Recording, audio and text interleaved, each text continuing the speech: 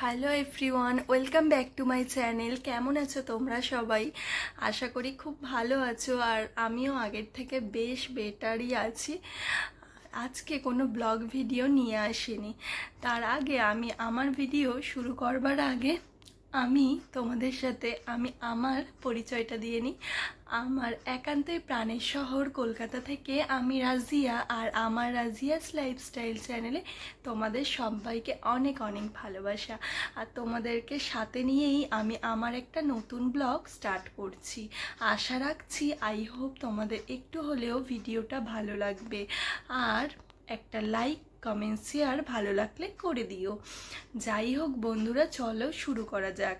আজকের ভিডিওর থাম্বনেল আর টাইটেল দেখে নিশ্চয়ই তোমরা বুঝতে পেরেছো আমি কি নিয়ে ভিডিওটা করছি।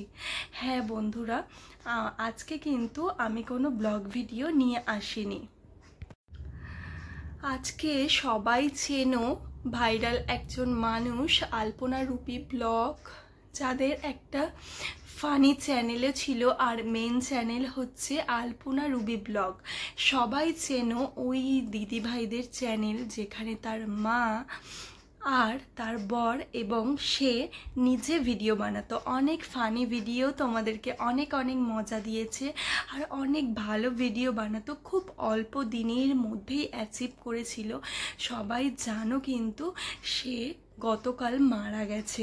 হ্যাঁ বন্ধুরা, অনেকের ভিডিও দেখেছি, আর আমি ফার্স্টে বিশ্বাসই করতে পারছিলাম না। কয়েকদিন আগে পর্যন্ত ওই দিদিভাইদের ভিডিও দেখেছি, যেখানে আর লাস্ট যেদিন লাইভ করে ছিল অন ক্যামেরা দেখেছি কত হাসি খুশি, কত মজাতে ছিল, কত ভালোভাবে নিজের মনের কষ্ট, নিজের ব্যথাটা কারোর কাছে প্রকাশ না করেও কিন্তু নিজে ভালোভাবে লাইভে এসে সবাইকে মজা দিয়ে গেছে।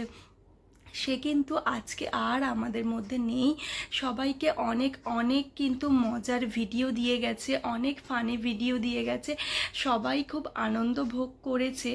কিন্তু তারপরেও কিন্তু আজকে সে দেখো, তার কিন্তু কত অল্প দিনের মধ্যেও কিন্তু কত বড় পরিবার হয়ে গেছিল তার। খুব তাড়াতাড়ি, খুব অল্প দিনের মধ্যেই কিন্তু তার চ্যানেলটা ভীষণ গ্রো করেছিল, আর অনেক অ্যাচিভ করেছিল।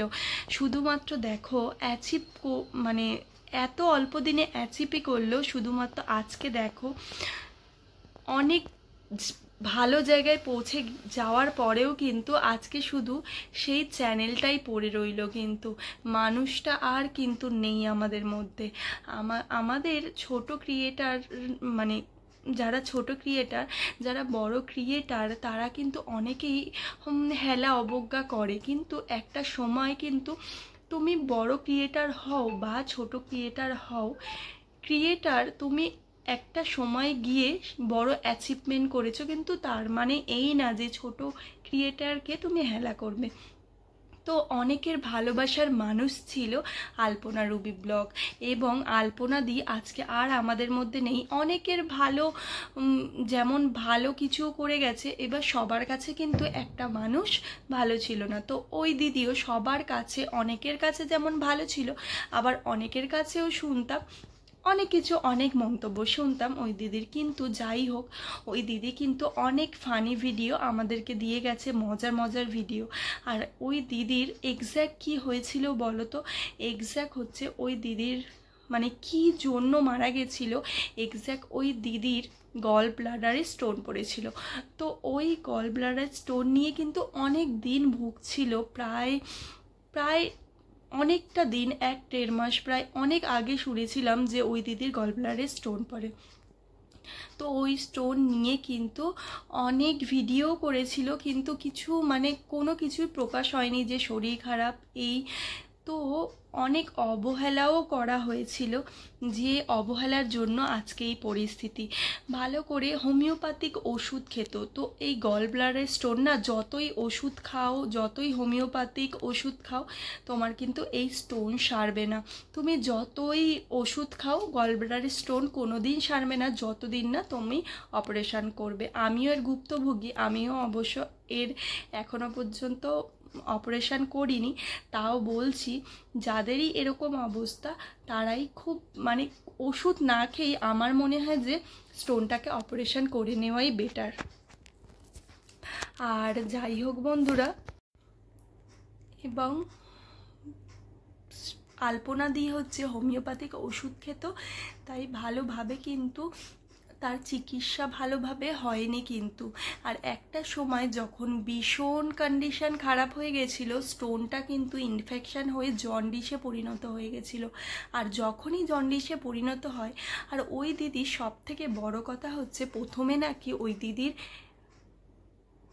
ব্লাড গ্রুপ ও পজিটিভ ছিল, তারপর যখন টেস্ট করা হয় ব্লাডের প্রয়োজন ছিল, ব্লাড গায়ে পুরো শুকিয়ে গেছিলো, তখন হঠাৎ করে নাকি বি পজিটিভ দেখা গেছিলো। তো ওই দিদির ব্লাড গায়ে একটুও ছিল না, ব্লাড পুরোপুরি শুকিয়ে গেছিলো এবং ব্লাডের জন্য নানান সমস্যা নাকি দেখা দিয়েছিল। স্টোনটার জন্ডিসে পরিণত হয়ে ইনফেকশানে পরিণত হয়ে গেছিলো। তাই আজকে ওই দিদি কিন্তু আমাদের মধ্যে আজকে আর নেই। তো তোমাদের সবাইকে বলছি ওই দিদির জন্য একটু শান্তি কামনা করো, আর ওই দিদির জন্য ভালো করে একটু দোয়া করো যাতে দিদি ভালো থাকে। এবং সবার কাছে তো একটা মানুষ ভালো থাকতে পারে না, কিন্তু যাই হোক আমরা কখনোই চাই না হাজার শত্রু হোক আমাদের, কিন্তু আমরা চাই না সে এরকমভাবে মারা যাক। হ্যাঁ, চাই যে সে অন্যভাবে খারাপ হোক বা কিছু, কিন্তু কখনোই চাই না যে একটা মানুষ এরকমভাবে সবাইকে ছেড়ে চলে যাক। রীতিমতো কি মাটা কিন্তু খুব একা হয়ে গেল। মা আর মেয়ে ছিল না, আর সর্বহারা মা তো অলরেডি ওরা বাবাকে অনেক দিন আগেই হারিয়েছে, যেখান থেকে হচ্ছে বাবাও চলে গেল আর মেয়েও চলে গেল, মা কিন্তু পুরোপুরি একা হয়ে গেল।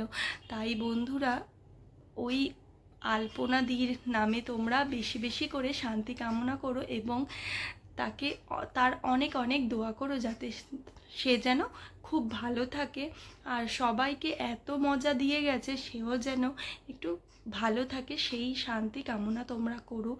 আর আলপনাদির মায়ের জন্য অনেক অনেক দোয়া করো যাতে তার মা কিন্তু এই শোকটা মানে সামলিয়ে উঠতে পারে, সেই দোয়া তোমরা করো।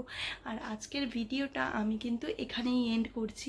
তোমরা যারা আলপনা রুবির দিদিভাইদের খুব কাছের এবং খুব মানে ভালো বন্ধু, তারা আমার ভিডিওটা দেখে যদি ভালো লেগে থাকে একটা লাইক, কমেন্ট, শেয়ার, সাবস্ক্রাইব করে দিও। আর পাশে বেল আইকনটা অন করতে ভুলো না কিন্তু।